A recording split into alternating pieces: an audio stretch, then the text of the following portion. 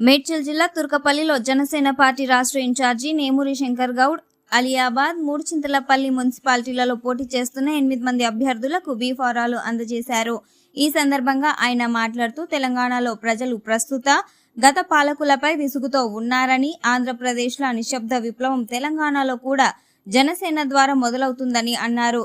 Party అధిష్టానం ఆదేశాల మేరకు అభ్యర్థులను ఖరారు చేశామని, గెలిపిస్తే ఆయా వార్డుల అభివృద్ధికి పవన్ కళ్యాణ్తో మాట్లాడి ప్రత్యేక నిధులు తీసుకువస్తామని తెలిపారు. నమస్కారం.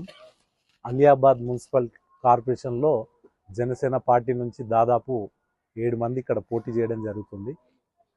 వీళ్ళు కూడా గత కొన్నేళ్లుగా పార్టీ గురించి పనిచేసిన వాళ్ళు, మిగతా కొత్త వాళ్ళకు కూడా అవకాశం ఇవ్వడం జరిగింది. కరోనా టైంలో కూడా అనేక సాయం చేసిన అని చెప్పడం జరుగుతుంది. అదేవిధంగా ఈ వార్డులో ఉన్న వ్యక్తులకు, చాలా దగ్గరగా ఉన్న వ్యక్తులకే మేము అవకాశం ఇచ్చినాం.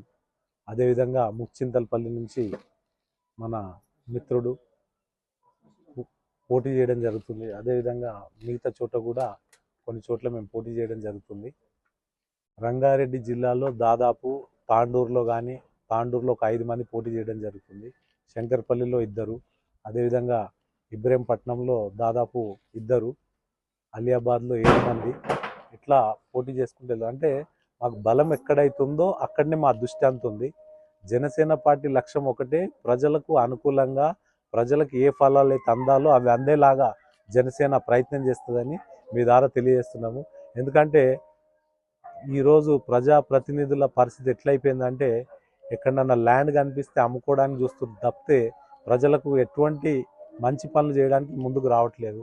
అదేవిధంగా ఎక్కడైతే మున్సిపల్ కార్పొరేషన్ అన్నప్పుడు దానికి కావాల్సిన సౌకర్యాలు, అక్కడ చిన్న గ్రౌండ్ కానీ పిల్లలు ఆడుకునేది, అదేవిధంగా అక్కడ డ్రైనేజ్ వ్యవస్థ కానీ, అదేవిధంగా స్ట్రీట్ లైట్స్ కానీ, అదేవిధంగా అక్కడ పింఛన్లు ఎన్ని వస్తున్నాయి వాళ్ళకి ఇప్పించే విధంగా, అదేవిధంగా ఆ ఒక్క మున్సిపాలిటీలో మనం ఏ రకంగా అభివృద్ధి చేయగలుగుతాము అనేది దృష్టి పెట్టాలని నేను వీళ్ళకు కూడా చెప్పడం జరుగుతుంది.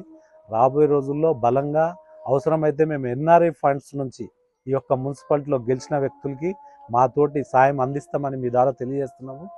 ఫండ్స్ ద్వారా ఈ యొక్క మున్సిపాలిటీని చాలా పెద్ద ఎత్తున అభివృద్ధి చేయాలని ఒక లక్ష్యంతో మేము ఈ యొక్క మున్సిపాలిటీలో ఎవరైతే బలంగా పనిచేస్తారో వాళ్ళకి అవకాశం ఇవ్వడం జరుగుతుంది. మీరు అందరూ ఈ వార్డులో ఉన్న ఓటర్లు కూడా ఒకసారి దయచేసి నా విన్నపం ఏంటంటే, వీళ్ళని గెలిపియండి. నిజాయితీగా పనిచేస్తారు. ఎక్కడైతే ధర్మం ఉంటుందో అక్కడ జనసేన ఉంటుంది. అది మీ ద్వారా తెలియజేస్తున్నాను. నిజాయితీగా పనిచేస్తారు, ప్రజలకు అనుకూలంగా పనిచేస్తారు. ప్రజలకు ఏ సౌకర్యాలు కావాలన్నా ప్రభుత్వం దృష్టికి తీసుకెళ్ళి అది సాధించేదాకా పోరాడతారని మీ ద్వారా తెలియజేస్తున్నాను. ఎందుకంటే సమాజంలో మార్పు దశగా ఈరోజు ఆంధ్రప్రదేశ్లో కానీ తెలంగాణలో కానీ కొత్త తరం రాజకీయాల గురించి జనాలు ఎదురు చూస్తున్నారు. అందులో భాగంగా మేము ఈ యొక్క మున్సిపాలిటీలలో పోటీ చేయడానికి యావత్తు తెలంగాణలో దాదాపు 350 పైచిలకు కార్పొరేషన్లో మేము పోటీ చేస్తున్నాము. కార్పొరేటర్లు కానీ, అదేవిధంగా కౌన్సిలర్లు కానీ. ఎందుకంటే జనాలు కూడా విసిగిపోయారు. గత ప్రభుత్వంలో 10 ఏళ్ళ నుండి ఏదేదో హామీలు ఇచ్చి పక్కకు జరిగిపోయారు. ఇప్పుడు ఈ 2 ఏళ్లలో కూడా స్కూటీ ఇస్తా అంటారు, 4000 పింఛన్ ఇస్తా అన్నారు, నిరుద్యోగ భత్యం ఇస్తా అన్నారు, రైతులకి అన్ని విధాలు ఆదుకుంటామన్నారు, రైతులకు కావాల్సిన ఇన్సూరెన్స్ ఇస్తా అన్నారు, అదేవిధంగా తులం బంగారం ఇస్తా అన్నారు.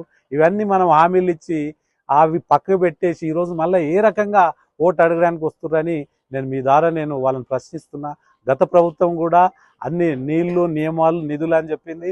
ఆ నీళ్లు లేవు, నియమాలు లేవు, నిధులు లేవు.